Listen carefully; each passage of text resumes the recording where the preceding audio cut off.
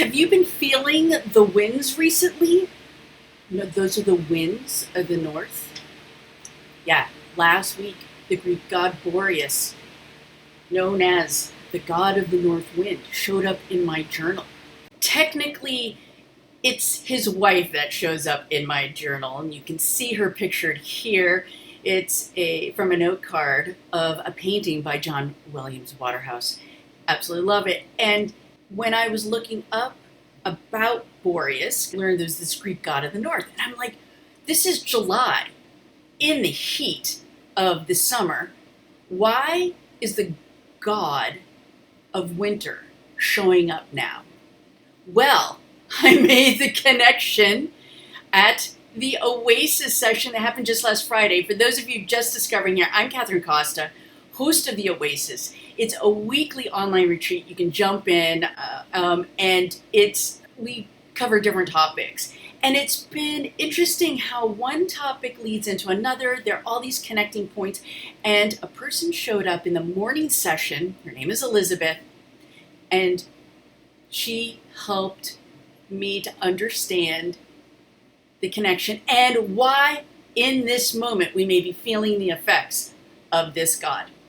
So today's video is all about Boreas, that god of the north wind. I'm going to share with you that synchronistic story, the insights that came from it. I also have been working in my Oasis Journal, and I wanted to share with you the image that I've been using with that, so I created this handout. Stay tuned for all of this and more. Yes, and more. Go get your favorite drink and a treat, and kick back and relax as we connect the dots, beginning with a fun story of synchronicity. So as a recap, last week we were talking about full moon in Capricorn with an eclipse, and at the same time Saturn was transiting in Capricorn, and it happened to be in retrograde, and that was inviting us to take a look at when Saturn first transited Capricorn, and that was December of 2017. So the question I asked everybody at the Oasis, as well as within the Oasis community, is what was happening back in December of 2017? Because here we are at this marker where it's coming back in. We're halfway through this year. Saturn's going to exit and transit into another sign in December of this year, 2020. So what might we want to set our intentions on at this point of the game for the rest of the year? There may be a clue as to something that happened in 2017.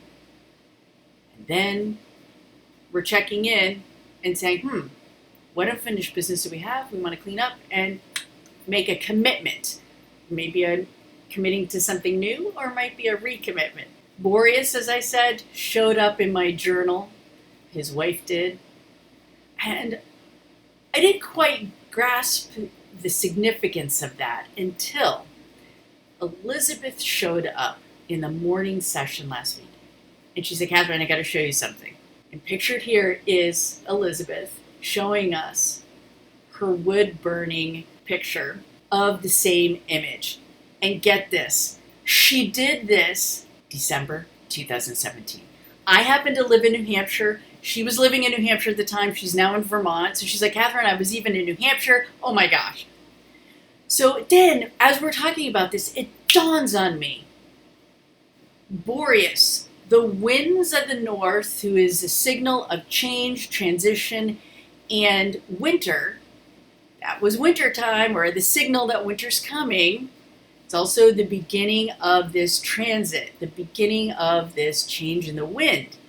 And here we are revisiting. It is interesting. We might be feeling an icy coldness. We may be feeling a change in the wind. And often when we feel that change in the wind, there may be something in our hearts, a discontent, something we're not happy with. And when it is that icy cold wind, there might be so much discontent that we can no longer settle for where we are. We must get up and move. Well, it may be that we just need a vacation, a change of scenery. I think a lot of people may be feeling that with this sheltering at home and COVID. Or it may be that this time of staying home and this stopping our previous normal routines is giving us an opportunity to look at what changes we want to make in our lives. And the story of feeling the effects of the north wind and being called by the north wind to make changes reminds me of one of my favorite movies of all time, Chocolat. And if you know that story, you might be remembering how the mother and daughter would hear that call from the north wind and they would travel to another town, get up and move, and they would move every time the north wind called them. So I pulled out my Oasis Journal because I wanted to have a page dedicated to Boreas and these ideas of the north wind. I designed this handout about Boreas to share with you my image that I used of Boreas in my journal page. Thought you might like to use it too. I put it in 2 different sizes, so you might want to work with a smaller one or a larger one. I love options.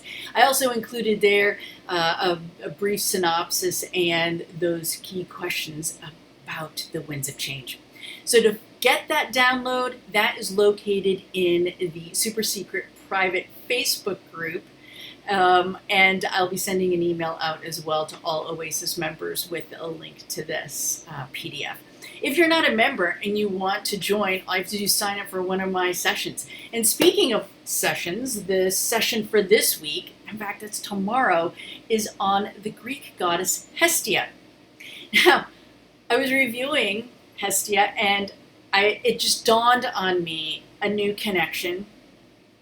You see, I'm familiar with the Greek names of the gods and goddesses, but in astrology, they refer to the Roman names. And this week I put 2 and 2 together that Saturn is Kronos, and Kronos is Hestia's father. It explains so much, and I'm going to explain what that means in more detail in the Oasis session tomorrow. But let's talk a little bit about Hestia. This is neat how one thing's leading to the next. Hestia, or her Roman name Vesta, very few things are written about her. That's because she's not a drama queen. In the Oasis, we've looked at the 2 other goddesses from the Olympic goddess pantheon. We looked at Artemis and we connected with Athena.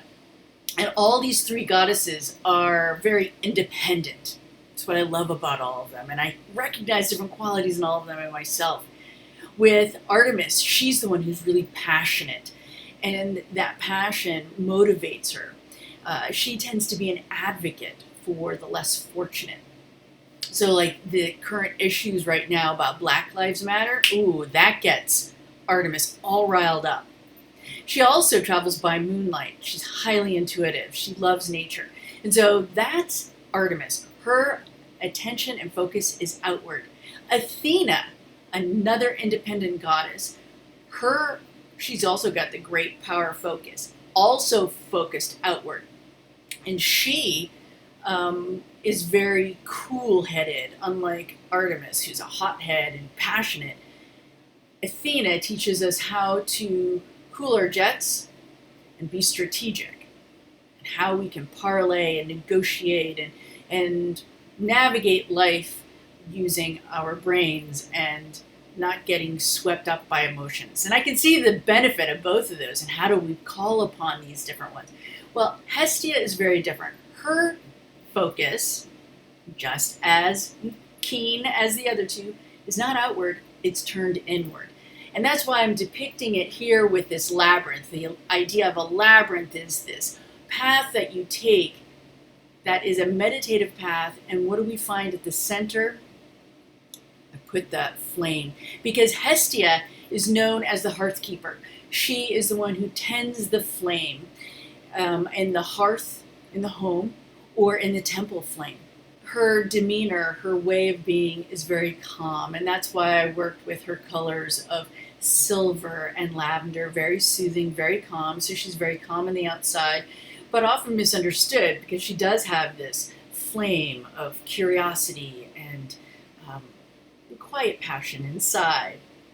Well, those of us who have a lot of fire in us, show a lot of enthusiasm, we like to be moving fast, Right now we're going through a retrograde period, which is causing us to slow down, and society right now is telling us we got to shelter and things need to slow down and not be like what we're used to.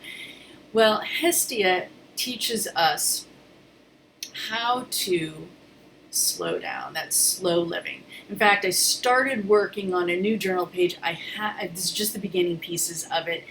Here you can see I am starting to build a sanctuary within my journal and showing that element of Hestia with that like flame. So I want to create a beautiful place in my journal that I can turn to and open up to remind me to slow down. In tomorrow's session, we're going to be connecting with Hestia on a couple of points. One is how we can take ordinary, mundane chores and turn them into a sacred spiritual practice.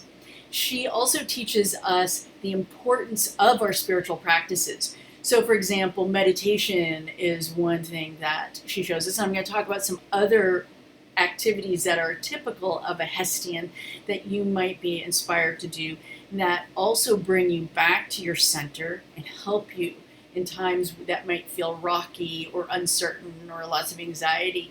And what the Oasis offers us on a week in and week out basis is a place to come back to and get grounded. It's very Hestian.